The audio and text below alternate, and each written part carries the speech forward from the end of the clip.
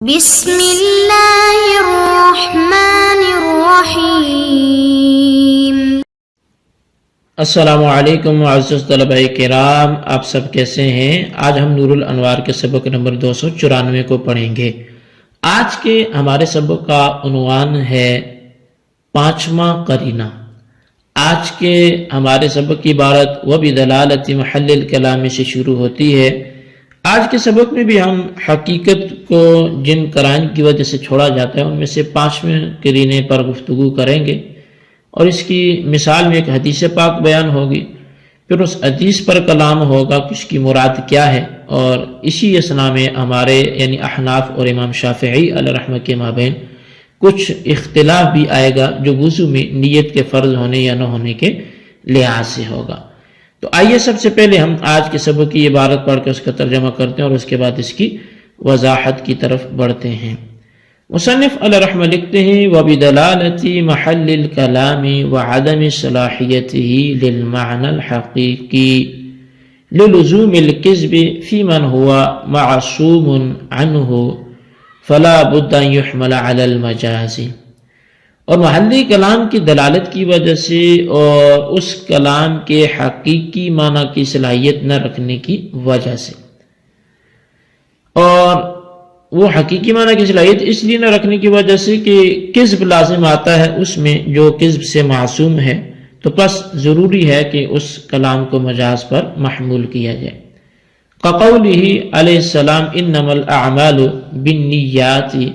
جیسا کہ نبی علیہ السلام کا فرمان ہے کہ اعمال کا دار و مدار نیتوں پر ہے۔ فَإِنَّ مَعْنَاهُ الْحَقِيقِيُّ أَلَّا تُوجَدَ الْأَعْمَالُ أَعْمَالُ الْجَوَارِحِ إِلَّا بِالنِّيَّةِ وَهُوَ كِذْبٌ، بس بے شک اس حدیث کا جو حقیقی معنی ہے وہ تو یہ ہے کہ جوارح کے اعمال بغیر نیت کے نہ پائے جائیں، اور یہ کذب ہے۔ لِأَنَّ أَكْثَرَ مَا يَقَعُ الْعَمَلُ مِنَّا فِي وَقْتِ خُلُوبِ الذِّهْنِ عَنِ النِّيَّةِ فلا بد ان يحمل على المجاز ای ثواب الاعمال او حکم الاعمال بالنیات۔ فرمایا کہ یہ کذب اس لیے ہے کہ اکثر ہم سے ذہن جب نیت سے خالی ہوتا ہے تو اس وقت بھی اعمال واقع ہوتے رہتے ہیں، تو بس ضروری ہے کہ اس کو مجاز پر محمول کیا جائے، اور مجاز یا تو ثواب الاعمال ہو یا پھر حکم الاعمال ہو، کہ اعمال کا ثواب نیتوں پر موقوف ہے یا اعمال کا حکم نیتوں پر موقوف ہے۔ فَإِن قُدِّرَ الثَّوَابُ فَظَاهِرٌ، بس اگر یہاں ثواب کو مقدر مانا گیا تو پھر تو کلام ظاہر ہے کہ أَنَّهُ لَا يَدُلُّ عَلَىٰ أَنَّ جَوَازَ الْأَعْمَالِ فِي الدُّنْيَا مَوْقُوفٌ عَلَى النِّيَّةِ، کہ بے شک یہ دلالت نہیں کرتا اس بات پر کہ اعمال کا جواز دنیا میں وہ نیت پر موقوف ہے۔ وَإِن قُدِّرَ الْحُكْمُ فَهُوَ نَوْعَانِ،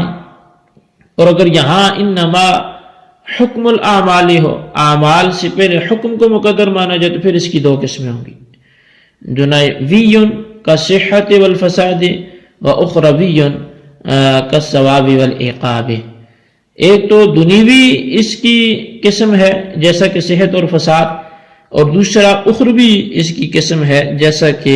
ثواب اور عقاب۔ والأخروی مراد بالإجماع بیننا وبین الشافعی علیہ الرحمہ فلا يجوز ان يراد الدنیوی ایضا، اور اخروی وہی بالاجماع مراد ہے ہمارے اور امام شافعی علیہ الرحمہ کے درمیان، تو پس جائز نہیں ہے کہ دنیاوی قسم کو مراد لیا جائے۔ اما عنده فلأنه يلزم عموم المجاز، بہرحال امام شافعی کے ہاں تو اس وجہ سے کہ عموم مجاز لازم آتا ہے۔ وَأَمَّا عِنْدَنَا فَلِأَنَّهُ يَلْزَمُ عُمُومُ الْمُشْتَرَكِ، اور ہمارے ہاں وہ اس وجہ سے کہ عموم مشترک لازم آتا ہے۔ فَلَا يَدُلُّ عَلَى أَنَّ جَوَازَ الْعَمَلِ مَوْقُوفٌ عَلَى النِّيَّةِ، تو پس جائز نہیں ہے، فَلَا يَدُلُّ پس یہ دلالت نہیں کرتا اس بات پر کہ بے شک عمل کا جائز ہونا وہ نیت پر موقوف ہے۔ فَلَا تَكُونُ النِّيَّةُ فَرْضًا فِي الْوُضُوءِ عَلَى مَا قَالَ الشَّافِعِيُّ، پس نیت فرض نہیں ہوگی وضو میں جیسا کہ امام شافعی علیہ الرحمہ نے کہا۔ وَأَمَّا فِي سَائِرِ الْعِبَادَاتِ الْمُحْدَثَةِ فَالْمَقْصُودُ فِيهَا الثَّوَابُ، بہرحال جو ساری دیگر عبادات محض ہیں تو ان میں جو مقصود ہے وہ ثواب ہوتا ہے۔ فَإِذَا دَخَلَتْ عَنِ الثَّوَابِ بِدُونِ النِّيَّةِ فَاتَ الْجَوَازُ أَيْضًا بِهَذِهِ الْوَتِيرَةِ لَا بِأَنَّ النَّصَّ دَالٌ عَلَى فَوْتِ الْجَوَازِ۔ بس اس لیے جب یہ بغیر نیت کے ثواب سے خالی ہوں گی تو اس طور پر ان کا جواز بھی فوت ہو جائے گا، نہ اس طور پر کہ نص جواز کے فوت ہونے پر دلالت کرتی ہے۔ جی طلبہ کرام، یہ ہمارے آج کے سبق کی عبارت اور اس کا ترجمہ تھا جو آپ نے سماعت کیا۔ آئیے اب اس کی وضاحت کی طرف بڑھتے ہیں۔ اصل میں جن مواقع پر حقیقت متروک ہوتی ہے، چھوڑ دی جاتی ہے، ان میں سے یہ 5واں موقع مذکور ہے، جس کا حاصل یہ ہے کہ کبھی محل کلام کے دلالت کرنے کی وجہ سے حقیقت چھوڑ دی جاتی ہے۔ محل کلام سے مراد وہ محل ہے جس میں کلام واقع ہوتا ہے اور جس کے ساتھ کلام متعلق ہوتا ہے، اور محل کلام کے دلالت کرنے کا مطلب یہ ہے کہ محل اس کلام کے حقیقی معنی کی صلاحیت نہیں رکھتا، اور حقیقی معنی کی صلاحیت نہ رکھنے کی وجہ یہ ہے کہ حقیقی معنی مراد لینے کی صورت میں ایسی ذات کا کاذب ہونا لازم آتا ہے جو ذات کذب اور جھوٹ سے بالکل معصوم اور پاک ہے، لہٰذا ایسے کلام کو مجاز پر محمول کیا جائے گا تاکہ وہ مبارک ذات یعنی رسول اکرم صلی اللہ علیہ وسلم کا کاذب ہونا لازم نہ آئے۔ اب اس کی مثال وہ حدیث ہے کہ انما الاعمال بالنیات، کیونکہ اس حدیث کے حقیقی معنی یہ ہے کہ جوارح اور اعضاء کے افعال و اعمال نیتوں پر موقوف ہیں۔ اب اس کا مطلب یہ ہوگا کہ بغیر نیت کے جوارح کے اعمال موجود نہیں ہوتے، حالانکہ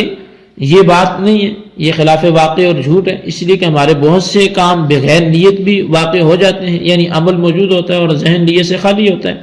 بس اس حدیث کو حقیقی معنی پر محمول کرنے کی صورت میں چونکہ جو صادق و مصدوق ذات نبی علیہ السلام کی ہے ان کا کاذب ہونا لازم ہوتا ہے معاذ اللہ، اس لیے اس حدیث کو مجازی معنی پر محمول کیا جائے گا، اور حدیث کا مطلب یہ ہوگا کہ اعمال سے پہلے لفظ ثواب مقدر ہے یا لفظ حکم مقدر ہے۔ پہلی صورت میں ترجمہ یہ ہوگا کہ اعمال کا ثواب نیتوں پر موقوف ہے، اور دوسری صورت میں اس کا ترجمہ یہ ہوگا کہ اعمال کا حکم جو ہے وہ نیتوں پر موقوف ہے۔ پس حدیث میں لفظ ثواب مقدر ماننے کی وجہ سے حدیث کا مطلب بھی درست ہو جائے گا، اور ہادی عالم صلی اللہ علیہ وسلم کا کاذب ہونا بھی لازم نہیں آئے گا۔ اور دوسری صورت میں جب حکم کو مقدر مانیں گے تو اس کی دو قسمیں بنے گی، ایک دنیوی جیسے عمل کا جائز اور صحیح ہونا اور اس کا فاسد ہونا، اور دوسری اخروی جیسے عمل پر ثواب یا عذاب کا مرتب ہونا۔ لیکن ہمارا اور امام شافعی کے اس بات پر اتفاق ہے کہ یہاں اخروی حکم مراد ہے، اور حدیث کا ترجمہ یہ ہے کہ اعمال کا اخروی حکم یعنی ثواب و عذاب نیتوں پر موقوف ہے۔ تو بہرحال جب دونوں کے نزدیک حدیث میں اخروی حکم مراد اور دنیوی حکم مراد نہیں ہے تو حدیث کا ترجمہ یہ ہوگا کہ اعمال کا اخروی حکم یعنی ثواب و عذاب نیتوں پر موقوف ہے، یعنی بغیر نیت کے اعمال پر اخروی حکم مرتب نہیں ہوگا، اور بغیر نیت کے اخروی حکم مرتب نہ ہونے سے یہ لازم نہیں آتا کہ اعمال پر دنیوی حکم بھی مرتب نہ ہو، بلکہ ایسا ہو سکتا ہے کہ نیت نہ کرنے کی وجہ سے حکم اخروی جو ہے وہ تو مرتب نہ ہو لیکن دنیاوی حکم مرتب ہو جائے، یعنی عمل جائز اور موجود ہو جائے۔ بس اس صورت میں بھی حدیث کا ترجمہ اور مطلب درست ہو جائے گا، اور رسول اکرم صلی اللہ علیہ وسلم کا کاذب ہونا لازم نہیں آئے گا۔ تو حاصل یہ کہ محلی کلام کے دلالت کرنے کی وجہ سے اس حدیث کے حقیقی معنی متروک ہے، اور یہ حدیث مجازی معنی پر محمول ہے۔ اب صاحب نور الانوار ملا جیون اللہ رحمہ نے امام شافعی کے خلاف ایک مسئلہ کا استنباط کرتے ہوئے فرمایا کہ جب عمل کا ثواب نیت پر موقوف ہے تو وضو میں نیت فرض نہیں ہوگی، جیسا کہ امام شافعی نے فرضیت نیت کا قول کیا ہے،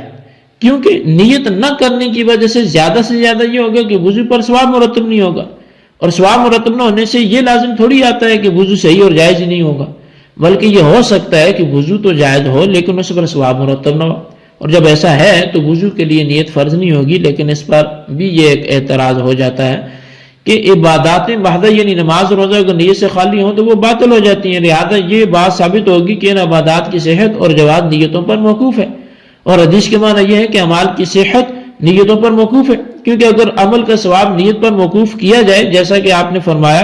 تو نیت کے فوت ہونے سے ان عبادات کا ثواب فوت ہو جانا چاہیے، ان کی صحت اور جواز باطل نہ ہونا چاہیے، یعنی بغیر نیت عبادت کرنے پر ثواب اگرچہ مرتب نہ ہو لیکن عبادت کا فریضہ ادا ہو جانا چاہیے تھا، حالانکہ ایسا نہیں ہوتا بلکہ بلا نیت عبادت باطل ہو جاتی ہے اور فریضہ ذمہ سے ساقط نہیں ہوتا، تو پھر وضو میں بھی بلا نیت وضو درست نہیں ہوگا اور وہ باطل ہو جائے گا۔ تو اس کا جواب یہ ہوگا کہ حدیث میں تو اعمال کا ثواب ہی نیتوں پر موقوف ہے، اور ان کی صحت نیتوں پر موقوف نہیں ہے، لیکن عبادات محضہ جو نماز و روزہ میں ثواب ہی مقصود ہوتا ہے، پس جب نیت نہ پائے جانے کی وجہ سے عبادت ثواب سے خالی ہو گئی تو عبادت کا مقصود ہی فوت ہو گیا، اور جب عبادت کا مقصود فوت ہو گیا تو عبادت فوت ہو گئی، کیونکہ مقصود شے کے فوت ہونے سے شے خود فوت ہو جاتی ہے۔ تو بہرحال نیت نہ پائے جانے کی وجہ سے عبادات محضہ کے جواز اور صحت کا فوت ہونا اس طریقہ پر ہے، یہ بات نہیں ہے کہ ان کے جواز کے فوت ہونے پر نص یعنی حدیث دال ہے، کیونکہ حدیث کے معنی صحت اعمال بالنیات کے نہیں ہے، بلکہ ثواب الاعمال یا حکم الاعمال بالنیات کے ہیں۔ امید ہے یہ جواب سمجھ آ گیا ہوگا۔ تو یہ ہمارے آج کے سبق کی عبارت ترجمہ وضاحت تھی، اس کو اچھی طرح سمجھیں، اس کے خلاصے کو رجسٹر پر لکھیں، بالخصوص ان سوالات کے جوابات دیں۔ سوال نمبر 1 یہ ہے کہ حقیقت جن قرآن کی وجہ سے متروک ہوتی ہے ان میں سے 5واں قرینہ لکھیں۔ اور سوال نمبر 2 یہ ہے کہ امام شافعی کے ہاں وضو میں نیت فرض ہے، احناف کے ہاں نہیں ہے، وجہ تحریر کریں۔ اللہ تبارک و تعالیٰ سے دعا ہے جو کچھ ہم نے پڑھا سمجھ سے یاد رکھنے کی توفیق نصیب فرمائے، آمین بجاہ النبی الامین صلی اللہ علیہ وسلم۔